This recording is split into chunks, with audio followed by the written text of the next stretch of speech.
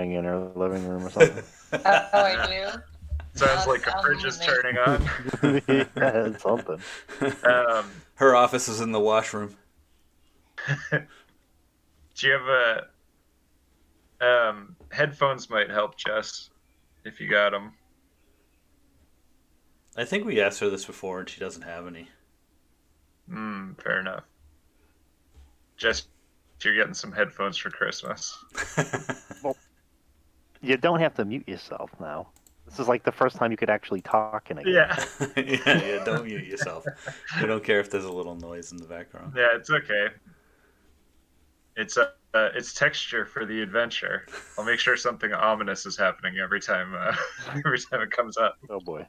You have to roll saving throws every time you hear Oh, it. don't worry about it. If you don't have them easily accessible, it's but yeah, I think it's always something that can help cut back on the extra noise. Oh, is I'm just gonna grab a drink. Be right back. all right.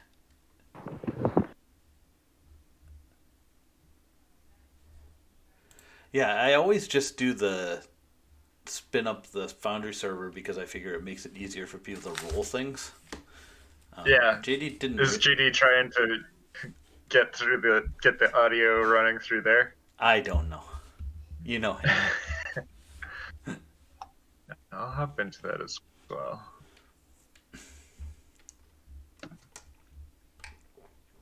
Oh, that's true. If you have any monsters that you want to use, you can always look through the compendium in there too to see if they're in there. Oh, cool. And use them to roll if you wanted to. Because there's a bunch of standard monsters, like if you click over, it's the second.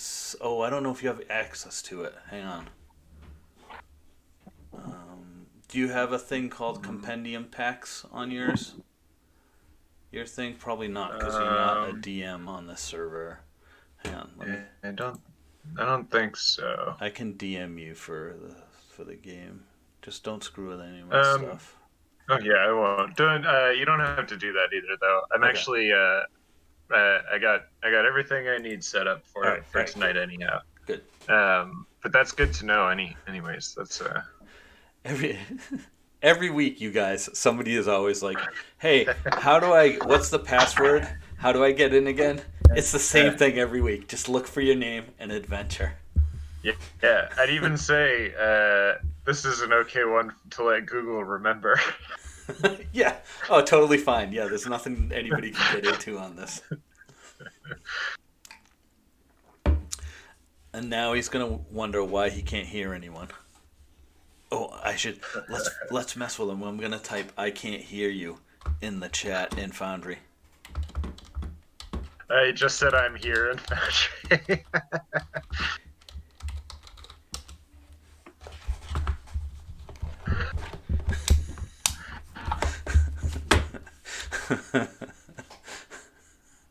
Hello. Oh, all right. Now we can hear you. Excellent. Thank you much, Lee. Sorry for the late. No That's problem. all right, Mushley.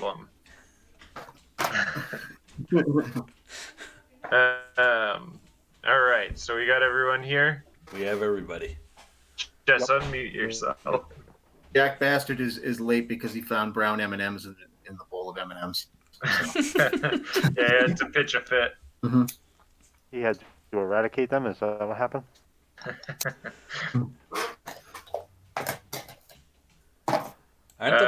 Isn't it the brown M&Ms they told everybody to look out for at Woodstock? Or was that it was like the brown licorice or something? I forget what it was. The brown acid. That's what it was. Yeah. You guys are so old. You're such old guys talking about Woodstock.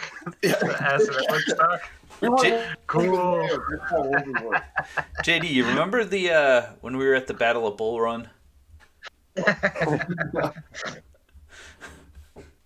No, I was a conscientious objector. That's probably what saved you. Probably. Yeah. Yeah, they should have never made those bulls run. Yeah, that was terrible. It's very like It's really hard on bulls to make them run like that. They do it naturally. There's no need to like provoke them into running. Yeah, Yeah. yeah. So is Soleil here? Solvay's here. She has herself muted because we embarrassed her about the background noise that she was making. Yeah, I don't know if that's why. I think that really? maybe her mic stopped working again or something. Yeah, Jess, unmute yourself, Come on. please. Because I'm gonna do the recap with you as the person experiencing the recap since you weren't here last time. So the rest of us should mute ourselves, is what you're saying. Like the peanut gallery should shut up. Oh no, feel free to chime in. I don't mind. If you got a good goof, let her rip. But yeah, Jess, you should be on mic or ready to respond in the chat if you'd prefer. Uh-oh. Okay. What'd she say? She said she found headphones and she's figuring out how to plug them in, I think. No, where did that stuff go? Yes, indeed. I would think isn't she on the phone a lot for work? Just imagine her like sticking the jack into her ear or something. Trying to figure it out. Yes. Except it wasn't the headphone jack, That was it a was the guilt jack ball. bastard. Yeah.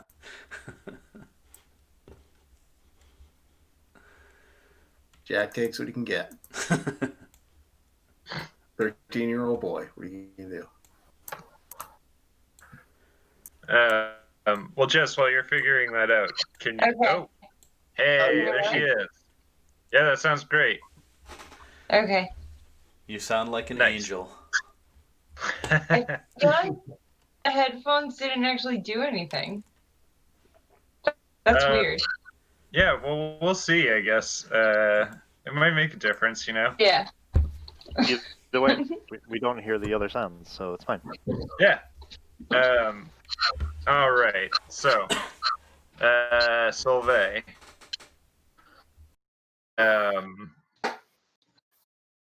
Last night, as you, I don't know, should I do like big picture recap or just kind of last episode sort of style?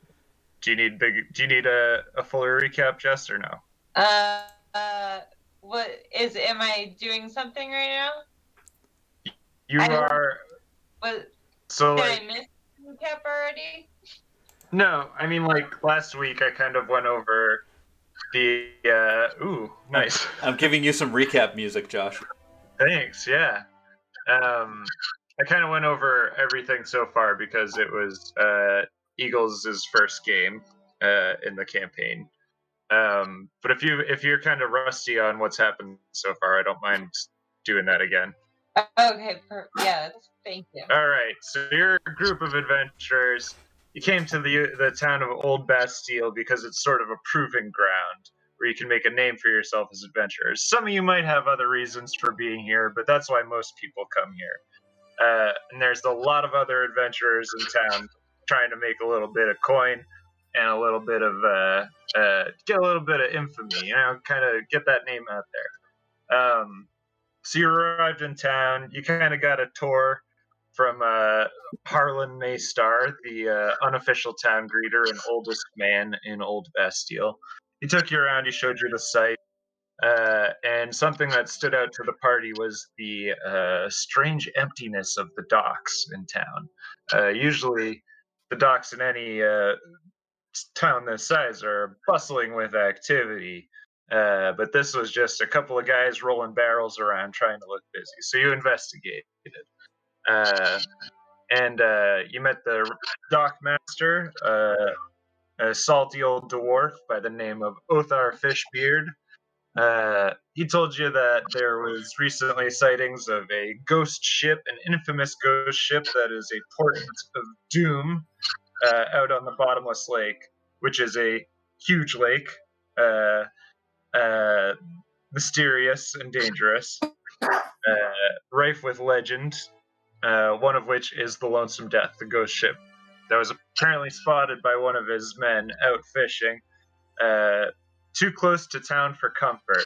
So they shut down all activity on the docks, and Othar's losing money, and he's sick of this. So he contracted you guys to go and investigate, take care of this ghost ship problem, and bring back proof that you had done it. Now you went on his recommendation to meet your personal Solvay hero, Evergreen the Druid, over on the outskirts of the Neverwood bordering town. Whew. And Uncle John did something. Yeah, impatient with Treebeard's kind of rambling thoughts about trees and cycles, Udin took a frustrated shot and got you all kicked out of Evergreen's little patch of paradise on the outskirts of the Neverwood. So from there, you headed back to town. You went into the Rat's Ass bar and inn tavern, and Magda, the owner, offered you a room in exchange for taking care of some dire rats down in the basement, which you did handily. On the way back upstairs, which for some reason took a very long time, some of you reflected on your backstories. Yeah, okay, that's the last thing I remember. Right. So, when you guys all got back upstairs, last Solvay, you encountered a bustling barroom full of activity, full of adventurers, all of whom were kind of crowded around and listening intently to none other than Sir Leon Pureheart, a real shitbag of a guy. He's a famous knight from down south, from King's Rest. He may have a mysterious past with a one Jack bastard. But maybe we'll learn more about that later. So anyways, he seems to have accused all of you of killing Evergreen.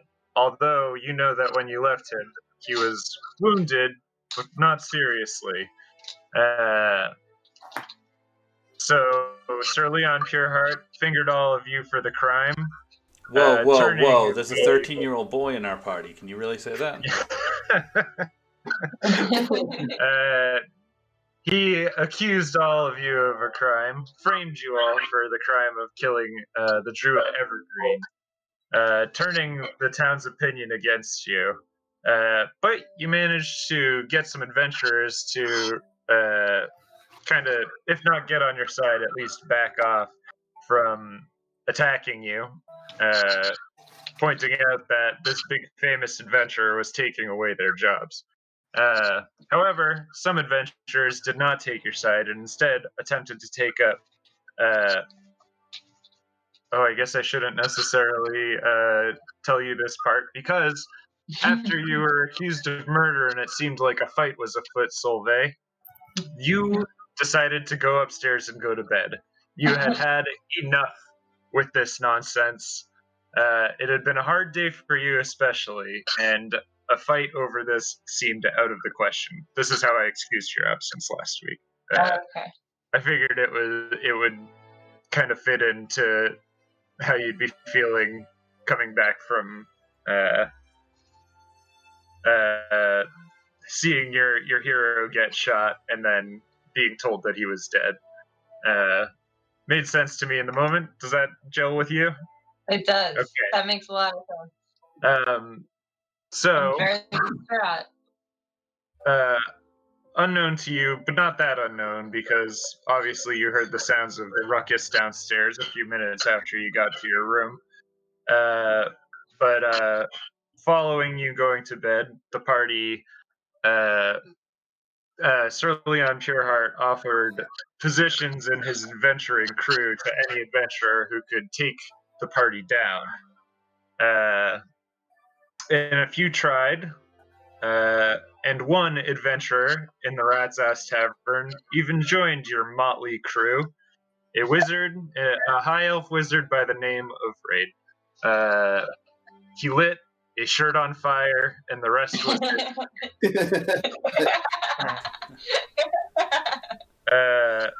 Now, what brought Raid to Old Bastille?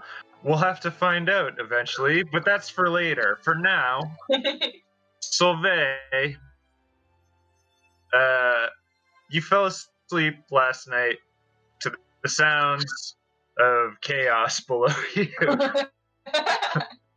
First arguments, then a lot of crashing and clattering around, but somehow, perhaps not that surprisingly, as it was a long, exhausting day for you, you did fall asleep. And I grew up in a temple. I know how to do those things. I can meditate and stuff. Oh, are you saying, wait, you don't sleep? Is that the thing? No. I'm good at blocking out. Oh, right. noise. Okay. Yeah, totally. Yes, you utilize your kind of monastic traditions from the temple you were raised in, and you're able to kind of send yourself into a peaceful state of slumber. And it's in this slumber that you kind of become aware that this isn't a normal dream you're having. You look up and you see that you are in a vast expanse, a desert, and there's rocks kind of dotting the landscape. Those weird desert rocks that are kind of, kind of the oddly shaped ones. Do you know what I mean? With white stripes. Sure. The clay one? Yeah. You know what? Whatever desert rocks that look weird that you're imagining are the ones that I'm talking about. The white stripes were there. Yep. The white stripes. Yeah, they hang around the desert. Yes, the white striped rocks. They hang around the desert like they're facing the joint. Yeah.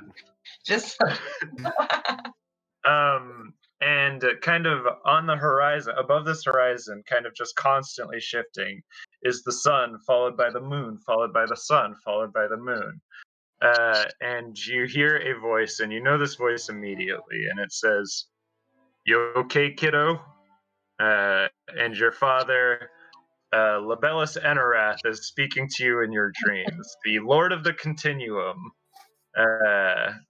And right away, this isn't something that's happened to you a lot in your life. Although you are his daughter, he is a god, yeah. and you can only assume he has countless children. But here he is, reaching out directly to you in your dream, and sort of haltingly and awkwardly. He's definitely not used to doing this. You can tell right away. You all right there, kid? It's kind of seems like you're upset about something, and that's all you kids always kind of spend your lives in the temple, and I've never really I'm connected to all of my kids, so I feel a little bit kind of like what they're going through at all times, and usually it's just like nothing though, because they all just grow up in the temple and everything's whatever. It's unchanging, just like the flow of time itself. It's kind of my whole thing. I'm sure you're my kid. You are my kid, right? I'm talking to Solvay. You're her. Ah!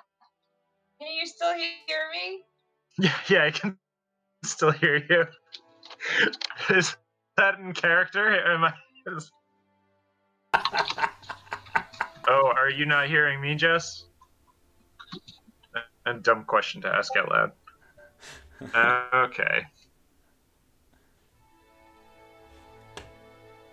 To your credit, you just sounded exactly like a deadbeat dad checking in with your kid. You totally did. Yeah, that was a good. I was waiting for like a dad joke or.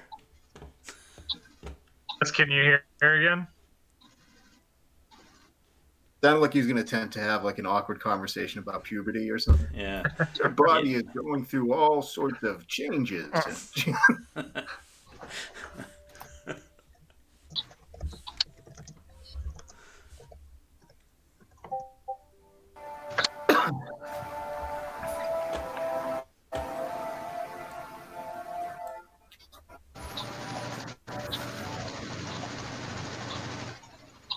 Oh, Jess's helicopter's back.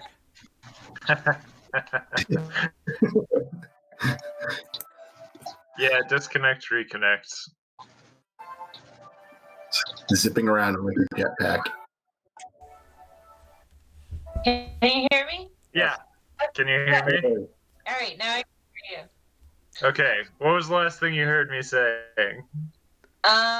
Hey, kiddo. My father was saying his kiddo, yes. Oh, okay. Like right at the beginning, just the "Hey kiddo" thing. Yeah, and then it like I don't know what happened. Okay, yeah. So he says that, but he's like, he's. Did you hear the part where I was like, "This has never really happened to you He's before"? Like, he's awkward. yeah, He's connected with all of his children. Oh, you That's got when most of I it. feel like yeah. when Okay, it cut out. great. Yeah, you got Yeah. most. So yeah, I kind of like can feel a little bit like everything that you guys are all feeling, but usually it's like nothing because you all just come up in the temple and it's like normal feeling. But it seems like you left the temple and immediately something bad happened to you and you're just full of despair, and I can feel that, and so I'm a little concerned and I wanted to check in Oh, because Father, you're it's my kid. You are my kid. I need your guidance. Yes, I'm your child. You're Sylvain. You're my kid. Yes. Oh, yes. okay, yes. I know it's you. I'm just kidding. Just playing around. He accidentally It's talks to Father, like I Set's don't- kid all the time.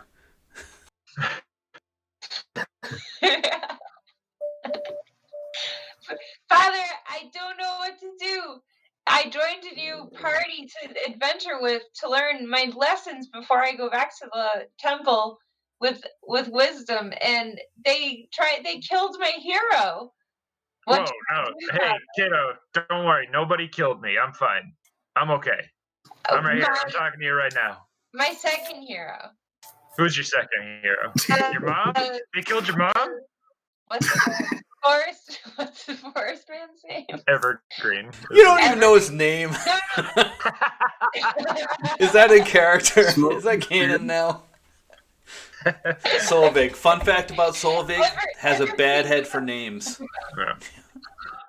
Oh, kiddo. The tree guy? The tree guy. The tree guy. He was all about the trees. Temple that I was raised in, Father. I don't know what to do. Well, wait, who he's dead? That's what a fancy man in this town said. A fancy man. A fancy man who thinks he's very full of himself, Father. He's one of the definite men I want to stay away from in this world. That's good. That's good, kiddo. That's good. You got a good head on your shoulders. You're like me. Thank you. Well, listen, you want me to, I can check. You want me to check? Please do. All right, give me a second. You're going to love this. This is cool. You want to see what Dad can do? Yes. Okay, hang on. And you hear a low hum, and the sun and the moon that are eternally like rising and falling in the horizon kind of vibrate a little bit, and the rocks lift off the ground, and there's this low hum, and it just it ends in an instant. And he goes, "All right, all right. This is a little complicated. He did die, sort of, no. but." He's a tree guy. He's into these trees. So he lives forever. He's around. He's still around. Is he starting over? I don't. Is he a sapling again? I think you'd have to go and check for yourself. He's around. Please give like me a donut. I can't. I'm not. This is. I just wanted to see what's going on. I can't really talk. I'm a really busy. The continuum. This is good though. I love this. You're my kid. This is great. I'm checking in. And I helped you. That's good, right? Hey, you didn't help me. Okay, bye. I love you too. Goodbye. And yeah, like that. Everything kind of like pops out. You open your eyes, and you're in the room that you were granted at the Rat's Ass Inn. The room that you fell asleep in last night. You are on one of 5 cots in the room, and you see that all of your companions have filled these cots that were previously empty when you went to bed. No worse for wear after all the ruckus that you heard last night. Everyone took a long rest. That's if you haven't done that, go ahead and do it. And yeah, you guys, you can wake up, you can stay asleep. I'm gonna say Bobby is asleep. He's there's something. Maybe it's a dragonborn thing, but he is unrousable. He's snoring. He's He's a bed molting for now. He's molting. It's Yeah. molting season. Yeah, it's molting season. And fun fact about Jack Udin. Bastard. He is not a snorer, but when he meditates, he hums the beginning to the final countdown over and over again. Oh man, that's got to be great for the rest of the party when they're ready to go to sleep. Although I guess right now at least, I don't know, Solveig, you might be a meditator as well. Raid, Udin, both elves meditate. Solveig, kind of an elf, might meditate. Jack and probably Bobby, you're the only two who actually need to go to sleep at night. That's kind of fun. But meditating's just like sleep. Everyone's susceptible to dreams. That's too valuable a tool for me to not use. Yeah, no, anyways. it's a vision, not a dream for you if you're meditating. Yeah. That's how I treat it. Yeah. There you Jack go. Bastard draws a penis on Bobby's forehead. With what? I don't know, a piece of coal or chalk. Or All right, sure, yeah. he burns the end of a cork from a wine bottle. Make him roll for it. Make him roll for it. I want to see how good the penis, how accurate it is. Roll for penis accuracy. Yeah, I would say that's a let's do dexterity. Maybe sleight of hand, for the Dexterity could be performance. Sleight of I hand. want sleight of hand, yeah. Yeah. Because you don't want him to wake up while you're doing this. Oh, 8. That's a pretty rough dick, I imagine. He rouses a little bit, and some black smoke comes out of his nostrils, and you feel a heat as your hand is near his head. You feel an intense heat, and pull away. You still manage to draw. You can tell it's a penis. It's not the best looking penis. Some would say that's better. It's like kind of bent, a little weird. And Udin looks at it and goes like, "Is that who's this? Did you like draw that from memory from somebody or?" Probably is it a self-portrait? This is penis.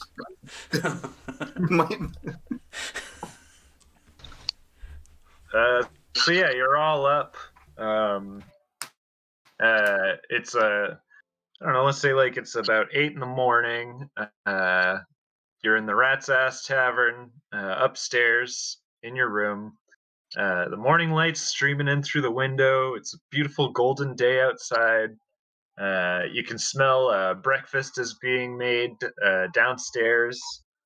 What do you guys want to do? I want to go find Evergreen. Did you say that out loud? Just like upon waking? That sounds accurate. That sounds about like what she would actually. Yes. I sit up and I yell it. I want something to eat, or at least a beer with an egg in it or something. Oh, that sounds good. Beer and an egg in it sounds good to me. And then I guess I would begrudgingly go with you to see if Evergreen is all right, because I don't like that we were blamed for killing him, even though that's what I tried to do.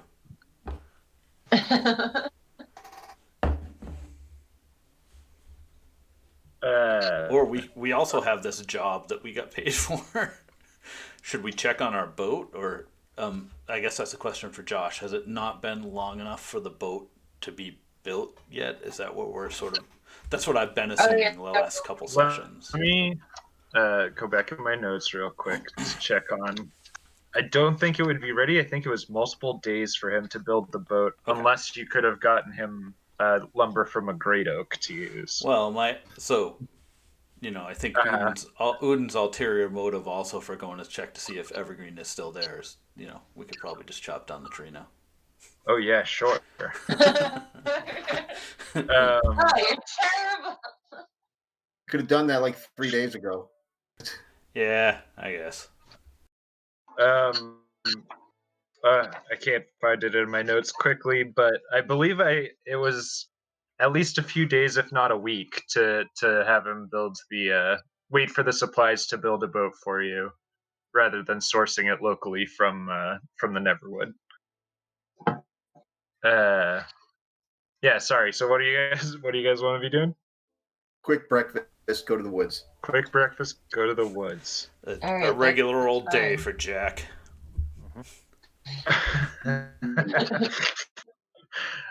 So you head downstairs, following the smell of bacon and eggs and toast and butter and fresh coffee.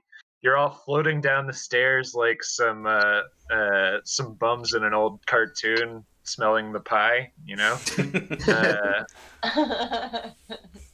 And you get downstairs, and Magda's there, as she always is, working the bar. There's not many people down here. Couple folks indulging in breakfast before they go about their days.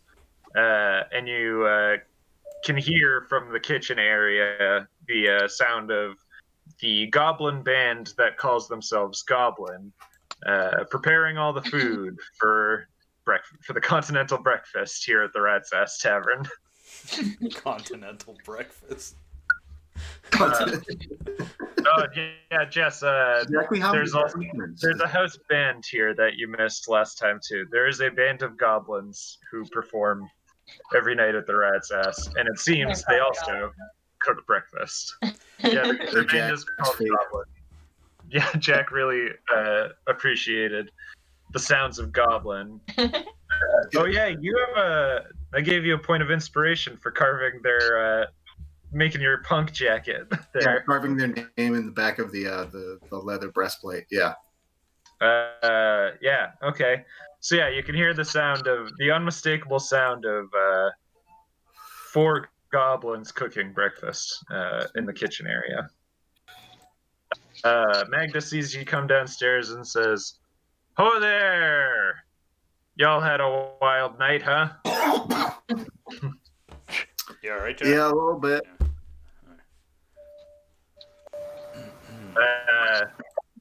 Would you like some breakfast? Most definitely. Okay, all of you there? I'll have something small. Oh, we don't do that here, miss. If there's one thing that you can't count on goblins, it's a sense of moderation. They really can't do small. I'm sorry. I'll have an ale and egg. Is that an egg and a nail for you? The house specialty? I'll have an ale, egg yeah. and an ale as well, and a side of bacon. Very well. A giant side of bacon. Yeah, definitely. Okay. Jack, are you sure you never know what they're making the bacon out of?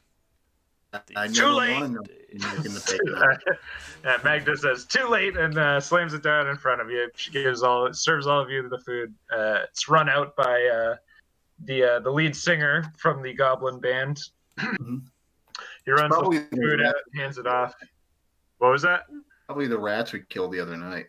It's not an unlikely thing, but it smells like bacon, and you can only assume it tastes like bacon. And there's a giant pile of it right in front of you. I would like to roll and y'all have perception to see or investigation, whichever you would like, to see if there are any pieces of hair shirt in the bacon. Okay, yeah. Give me an investigation. Works for me. Go ahead. There I am. Oh, this is like my worst thing to roll. 13. Not bad. Yeah, you don't find any bits of hair shirt in there, but you can definitely still smell hair shirt in this room. Burnt hair shirt. Burnt hair, I guess I can just say. This room still reeks of burnt hair. Because an entire shirt of it was smoldering for too long. You can never get that smell out of this room. Magda's probably not psyched about that. My favorite smells: burnt hair and bacon. um, so, yeah, at that, Magda's like, yeah, the burnt hair smell, huh? You really did a number on that lady. I don't know what She you're was asking talking for it. about. She gives you a look, Raid, specifically, and is like, yeah, sure. You are the wizard, though, right? Maybe. If ever, however, I wish there was. I appreciate that. That's the true adventurate answer. And she turns back to Udin and she says, I got word back from the temple. She recovered nicely and went on her way. As requested, my boys, and she jerks a thumb back at the kitchen, made a donation in your name and said to take care of her and that it was from you. And when she woke up, they told her that, and reportedly, she said nothing and walked out. That's what I want to know. Yeah, thanks. That's about what I expected. She didn't seem like much of a conversationalist. No. As for that other feller, The spaghetti? you know, the elf. No, he just ran No. away. Oh. The feller you killed, Oh, yeah, that guy. Yeah. the marked elf. Well, and she kind of leans forward conspiratorially. She's got some juicy tavern gossip for you here. She says, the boys say he just up and disappeared. Became one Weird. with the Force. Well, they didn't see him like dematerialize or anything like that. It looked like Bobby killed the shit out of him, but I don't. Yeah, no, I saw. He wicked did. But the boys came back and there's just a pool of blood and no body. I don't know what I'm doing with this voice. It's very feminine. Thank you. Jack puts a few extra coins on the counter and says, if Spagellington comes by, get him a beer for me. Tell him I said no hard feelings. Oh, he never drinks. He just orders spaghetti and then laughs madly as it drips down his ribs. Oh, well, whatever. Spaghetti's on me then.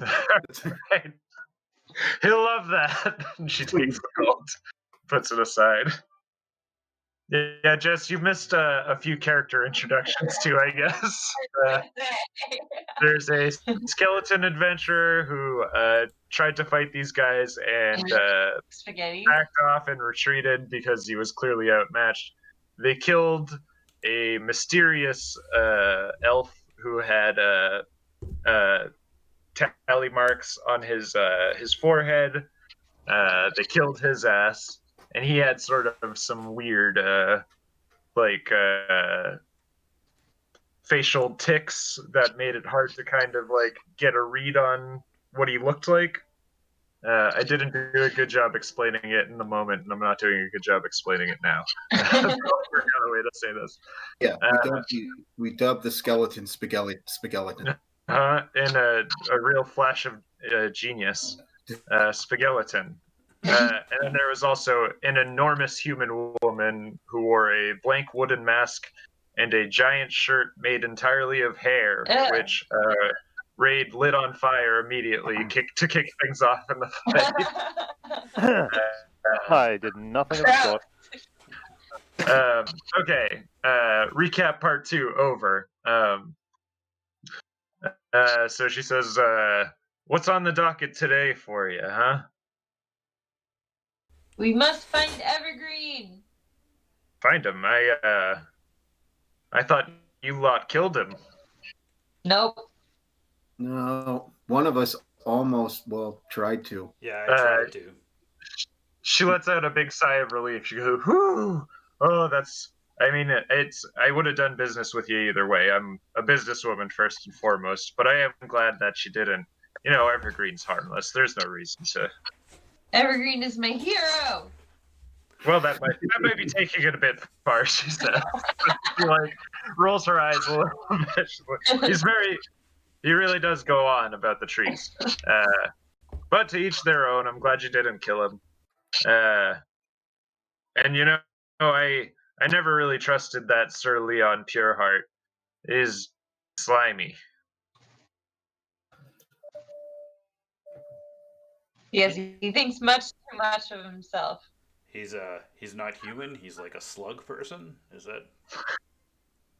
No, I think he's probably human. He could be a slug person. Anything is possible in this fantastic world of magic. I'm gonna write that down. Possibly slug person. Thank you. Don't you think his relationship with Dirt Boy is a little, Sadistic. a little weird? Yeah. Well, it's definitely weird. But who can account for what rich folk do with their, servants? I don't know. Is that guy a servant? I really can't figure it out. It's a weird relationship. You're right. It's a little creepy. I'm with you. Yeah. Can't trust a guy who has a little guy that is like his little guy, you know?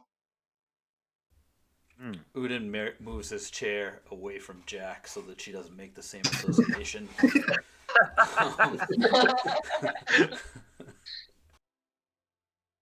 Well, can I do anything else for you? Everybody fed? And she looks back at Raid and she's like, Did I miss you? Did you have any breakfast? I wouldn't need anything in here. She slides Jack's giant plate of bacon over to you and says, Have something here. You adventurers need to eat. You're going to have a big day ahead of you. Have some of this bacon. Raid likes to wake and bake, so he's.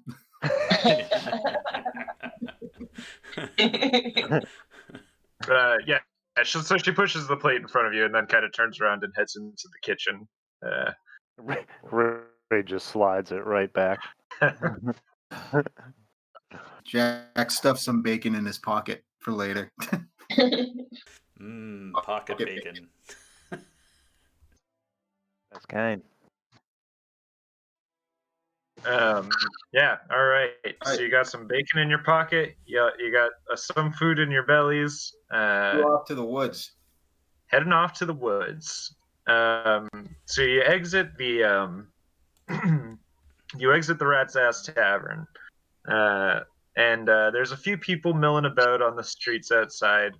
No one that you immediately recognize. Seems like mostly townspeople, not visiting adventurers. Just folks who live here going about their usual business in the morning. Yeah, you start heading over to the Neverwood. On your way, you take in the sights again. There's this kind of main thoroughfare you're on. It has the tavern. It has the general store. It has the healing temple, and a bunch of residences. And you make your way down this thoroughfare to the other end of town. It takes you a good bit. It's not a huge town, but it takes you a while.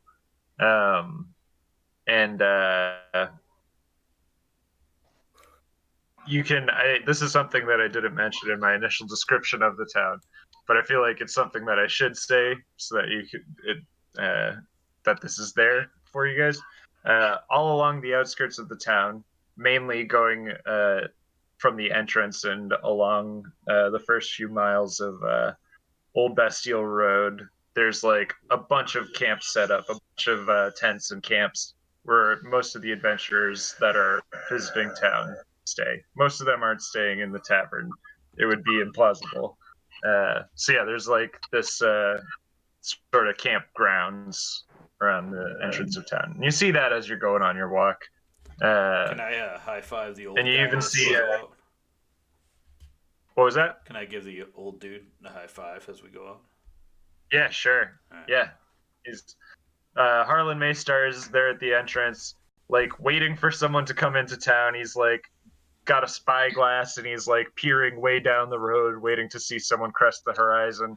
Harlan, my man. He's always got one hand on his prepared speech, like he's ready to go. He's wearing his badge that says "Unofficial Town Greeter" on it. Yeah, you guys walk by and he says, "Oh there, enjoying your time in Old Bastille, are you?" You got it, my man. I give him a high five. He make a strength check. Sure.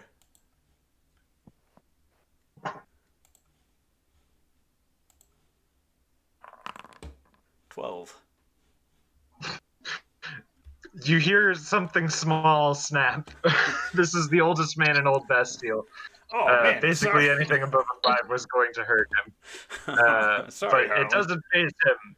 A pained look crosses his face, and he winces, but then he goes right back to smiling, and he says, "Have a good one." You're a dick, Grandpa L. Oh, I love you too. No, I think he was Well, talking to what? me. I was talking like, yeah, good on. You really shouldn't have called Harlan a dick, man. Also, he's not an elf.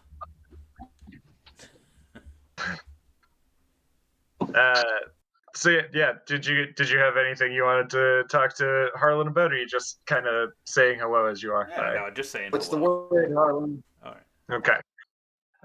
So yeah, you make your way by him. As you look out over the tent city, you do see Spageleton kind of wandering around throughout the tents. He's still got marinara sauce on some of his ribs. But you turn your attention back to the path ahead because you're approaching the end of town that borders the Neverwood and Evergreen's Clearing. Let me turn my notes to the correct page.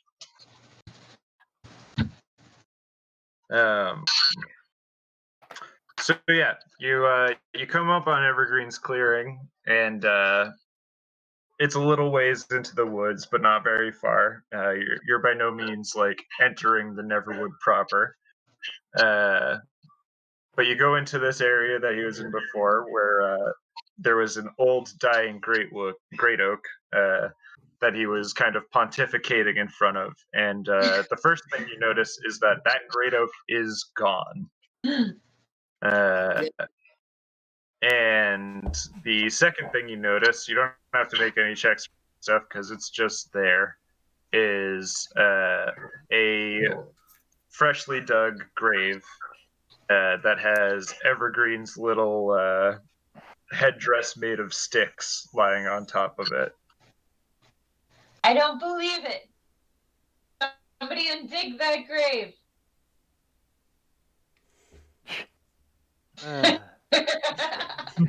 Priests. Hold on. Raid cast mold earth and just pulls the dirt out and puts it beside it. Thank Okay. you. Yeah. So yeah, you do that, and you do uncover the headless corpse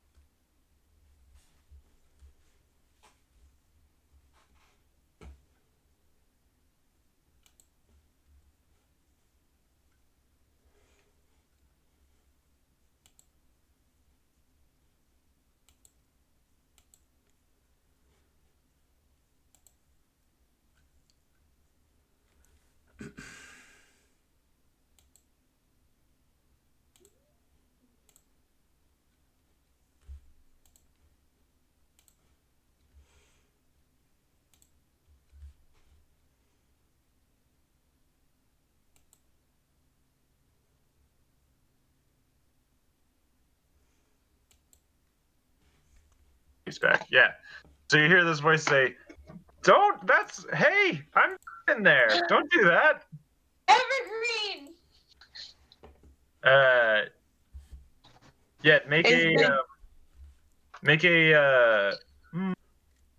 Yeah, investigation check for me, Jess. Investigation. Hey! Yeah, I don't like Evergreen either, Henry. Jack is just like, oh, come on. This is just a lot of weird, like, elf nonsense. Cut the crap. 16. So you see, like, right next to the where the roots of the great oak were pulled out, there is a little sapling, tiny little thing, that has Evergreen's face kind of like in it. In the way that a tree has a face, how it looks. It's like that, but it's Evergreen's face. And he says, "Oh, it's you guys again. What a big surprise." Oh, Evergreen, what happened? Who did He, like, when you say what happened, he, like, his little tree body kind of, like, turns towards his headless corpse and then turns back at you. It's like, what happened? Solveig, I think he became a tree. Who did this to you?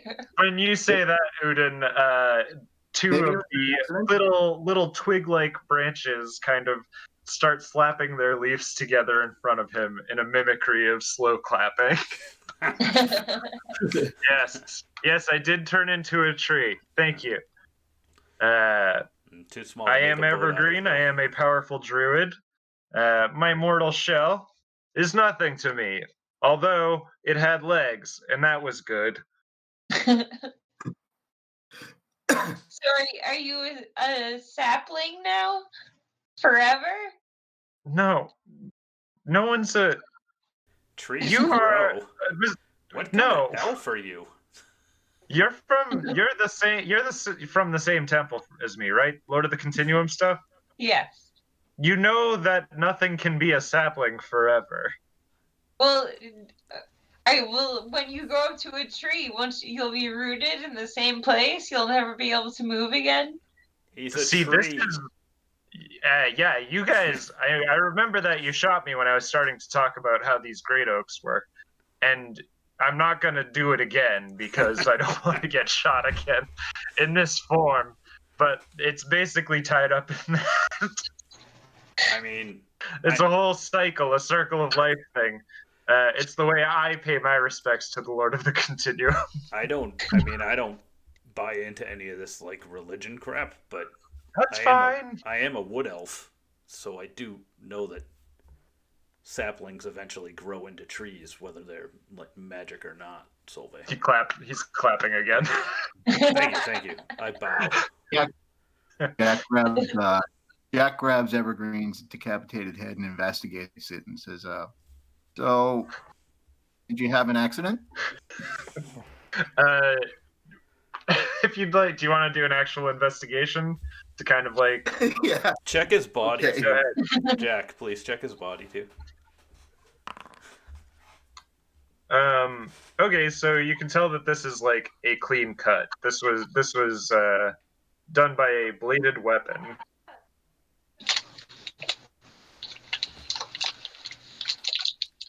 Huh. Well, that's something. So who cut off your head? Well, it was a very large, fancy man. Yep. Leon it's that fancy man at the bar. Yeah. That's right, Captain Twinkletoes. Yes, it was something like that, Captain Twinkletoes. He came to speak with me about using some of the lumber of the great oaks to construct a lake-faring vessel to investigate. It was the same thing you guys were talking about before I started talking about trees and you shot me. He was talking about the same thing. Did he not even let you talk about trees, though? Well, he let me talk about trees a little bit, and then he made me cut for the chase, and I did. and he didn't like the chase that I cut to, so he cut my chase. In this instance, my chase is my head off. He cut my head off. Whoa. But in that moment, I gathered all of my spiritual druidic powers, and I shot my essence into the soil itself, and I made sure that I could continue the cycle of the Great Oaks in this Neverwood by becoming one myself. Hey, And he's kind of like holding up his little branches like in like a Christ-like pose, and he's got his head turned up high. Oh, you're my hero. And again, he's like 5 inches tall. He's a stick in the ground. hey, Josh. While he's doing this, is there any way that I can get around and rifle through his body? Yeah, sure. He can't stop you as far as you know. No, I mean, but can you see me? If I do that, is it like within his line of sight? Well, that's going to depend on your stealth roll. All right, let me try it. But like, yeah, he can't see his own body right now. Oh no! Oh, yeah, no. He definitely right, sees me. He sees. So the way that's gonna work out is just he like immediately notices that you're like messing with his body, and he does not like you to begin with. And he's like, "Hey, shooty guy." Yeah, I'm just I'm checking for other other wounds and such that might have happened to give us a clue of things. Getting the crit fail on the stealth check, the persuasion 11's not going to do it for the persuasion. And so, but all that is he's going to turn back to Solveig and he says, "Hey, Lord of the Continuum fan to Lord of the Continuum fan, will you keep that guy away from my stuff?" Of course. Thank my you. hero. Okay, tone it down a little. But he does look. He kind of has like a self-satisfied look on his face when you say that. He's definitely A dick. flattered. Yeah. So that's all. Yeah, that's all that is. He's just like, hey, keep an eye on that guy. I go over and stand next to his body with my arms crossed. I put my hands up and sort of back away, but I laugh a little bit. I place his head back into the grave. Thank you, young man. I appreciate that. Now, as I was saying, I was simply, I don't know this man. He was coming to me for help, and I was happy to give it. All he had to do was to pass my trials. And then I would have helped him. I would have helped him get what he required. But the second I said trials, he cut my head off. That's kind of rude. I know. I agree. It makes no difference. Here I am, unfazed by death. And again, he is a small stick.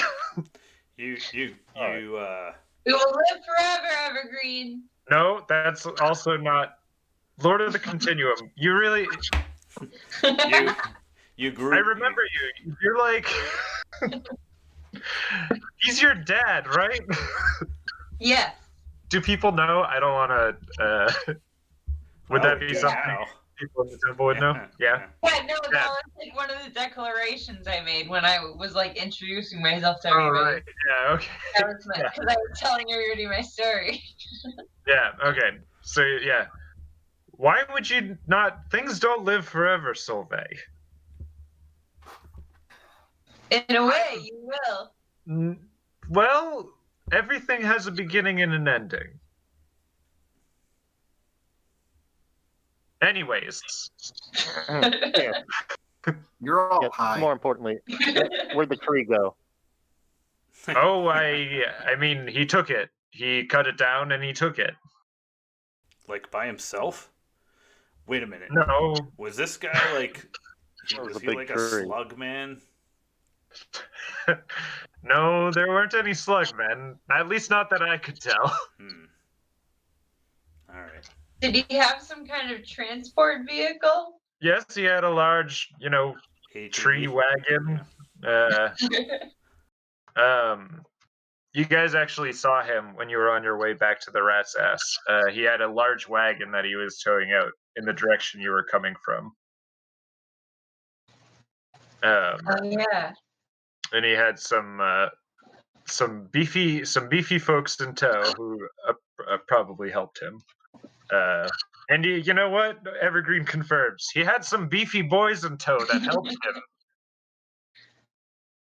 He's always got boys in tow. Yeah. He's always Yes, got he his toes in boys. Evergreen says. Whoa. Evergreen. Yeah, sorry, I don't like this guy. He cut my head off. I'd high five you, but you're a tree. Yeah, don't come near me. Well, it sounds like I found another shirt I need to light on fire. So.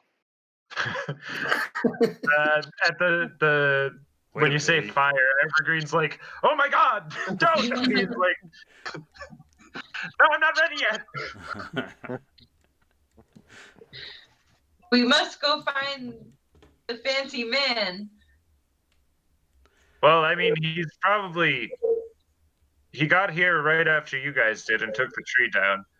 If I know anything about Othar, he's got his boat probably close to finished, if not already done by now. So let's go steal his boat. That's a great idea. I object to Yeah. stealing. Like this is going, and I just sweep the dirt back over the guy's body. Thank There you. we As you guys are you guys just like leaving the scene, going to try and steal this boat? Before we go, I Just take start walking down the street. Before we go, I take a leak on Evergreen and just tell him, like, just fertilizing you, little buddy. I appreciate it. No I understand problem. this as a helpful gesture. Welcome. As you guys start walking away, Evergreen kind of loudly is like, "I guess I'll just have to let someone else do my awesome trials." Yeah, I don't know. Do you guys understand why anybody would like have to do a trial to take a tree out of a forest? It's more so. It would be more so that an extremely powerful druid can help you, kind of use the power of these arcane great woods to really make some kind of real kick-ass boat. But stealing a boat's cool too. I'm saying as the DM, stealing a boat is cool too. I don't want to dissuade you from going to try and steal it. Well, I'm going for also- goofs here more than anything else. I've got a flesh bag. I could take the tree sapling and put it in the flesh bag, and then have a mobile tree sapling. Oh, that would be fun. Of Evergreen? Yeah, let's just bring Evergreen with us. I want to listen to him talk about trees all the time. Hey, does Evergreen get a say in this? He says. I don't think so. I think we just dig them up. Just No. dig them up. Well, we don't even have to dig. I got mold earth. I can just There you go. scoop them Yeah. up. Yeah. let's Okay, just- whoa, hang on. So- Wait, can I say one thing? Yeah.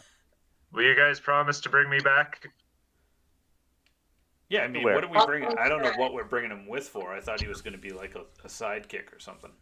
Supposedly, he's supposed to be this great druid. Maybe he can help us do something. Yeah, but Or I he think can we're just supposed annoy to the do guy his a second trials. time. I thought Okay.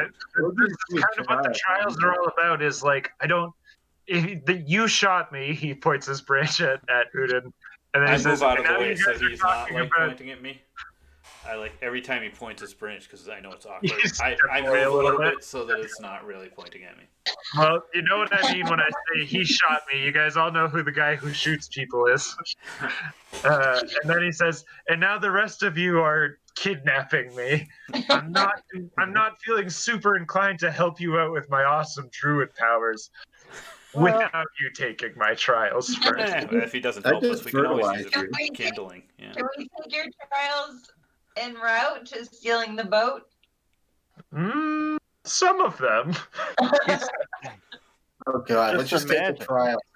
You get to be in this nice, fancy flesh bag. Yeah. He looks at the bag and he's like, "Oh, does anyone else have a bag?" Listen, I have 3 water skins. I could put you in one of my water skins, but I don't think you want me touching you. I don't know why I'm asking. I can also resist this. I know that I'm a little stick man right now, but like I said, very powerful druid. I'm still a powerful druid. Mm-hmm. I'm in the woods. I'm in my element. This is my circle. I could pee in I'm the in the flesh woods. This first. is my element And too. this I'm a wood elf. This Trials. guy just peed on me, and I'm very powerful from his pee. Oh no. I'm bluffing. That doesn't matter, but I am very powerful. If anything, The that would pee put thing you at a doesn't matter. disadvantage. I've seen the stuff that Jack eats. But it's your call. Whatever you guys want to do. Just saying. I'm My taking it with me. Orgy? I'm taking it with me. Okay. Raid's just gonna grab him. Yeah, All right, I'm putting my hands up and I'm gonna be like, okay, Evergreen, I told you. you don't like me, but I don't really have much to do with this. Although I do like talking at you sometimes. He kind of it like looks at you with new eyes and is like, that. Well, we'll figure out our complicated relationship later. For right now, I have to resist getting pulled out of the ground. So Raid, make a. Oh, are you gonna mold Earth? Is that what your plan was gonna be? Yeah. Just get a mold earth, just shake the earth right away and pluck him right out. Is okay. I don't think I would get a resist any way to save against that You either. wouldn't. Okay. So that takes him by surprise, definitely, and he comes out. He's got his roots kind of got a clump of soil around him in the way that stuff does when you pull it out. It's still wet from Jack's pee too. Yeah, yeah. Is hey, what do you know? It's just what I should have known. It would be this because you did it to my dead body. But I'm still waiting. I was preparing for you to grab me. It doesn't matter. And while he's in the air and saying this, a few of the shrubs and trees near him, kind of like it's like watching a time lapse video of plants growing in reverse. They kind of get smaller and younger, and there's kind of a green light that goes from them, and they kind of find up into the air. This green light finds the roots of Evergreen's little tree, and he grows bigger. He grows larger until he's roughly a normal-sized humanoid tree man, roughly the size of the rest of you. And he says, "Yeah, put me in your flesh bag now." Well, now you can just Okay. walk with us. Well, no, Yeah, but he's- I'm not. I'm telling you, Hello, I'm not a going to help tree. you unless you do my trials. Well, he's a tree still. Well, Jack not like he holds up his grew hand. legs. don't you want to get revenge on the guy who cut your head off? Yeah. I Some elf Cap- bullshit. Cap- I want nothing to do with Then it. Twinkle Toes, come on, let's go. I can't listen. I know no one wants to hear this, but there's a very important cycle of life and death and time and continuum, and it's circling the Neverwood. This is my life's Okay. work. I have to maintain all I'll of this. see. I'm gonna start scouting out the town. You guys can talk to Evergreen. And Uden walks you off guys- towards town. You guys can try and make a compelling case and roll a persuasion check to try and persuade Evergreen to uproot himself and follow you guys. If that's the path you want to go down. I'll I got 16. Okay, what do you say? Ooh, Raid got 20. 20. Yeah. yeah, that's good. Okay, yeah. So what do you say to persuade him to come with you? Because a 20 is definitely going to do it. I think we should definitely go the route of, don't you want to get revenge I on go- the guy? You're coming to help, or I'm burning you to the ground. Oh shit! Okay, listen, I will come with you. I will walk with you. I will create opportunities for you to do my trials to get on my good side. You know what I mean? And if we can do all of them, then I will wicked help you. Okay? Don't light me on fire. I'll follow you. Deal. Okay. Let me just say goodbye to my trees. and he turns around and he starts walking to every individual tree. And after a few minutes of this, you realize that he does intend to say goodbye to every tree in the woods. So, Josh, how far have I gotten walking while all this was going on? You started walking away as they were making their case to him, and he's been saying goodbye to trees for like, I don't know, a couple of minutes. We can still see you kind of down the road a little bit, but you're pretty far away. All right. I just wanted to know if I had reached town and was looking at the boat yet. This is Looking truly at a the what? testament to our ability to do Boat? stuff in the longest, most convoluted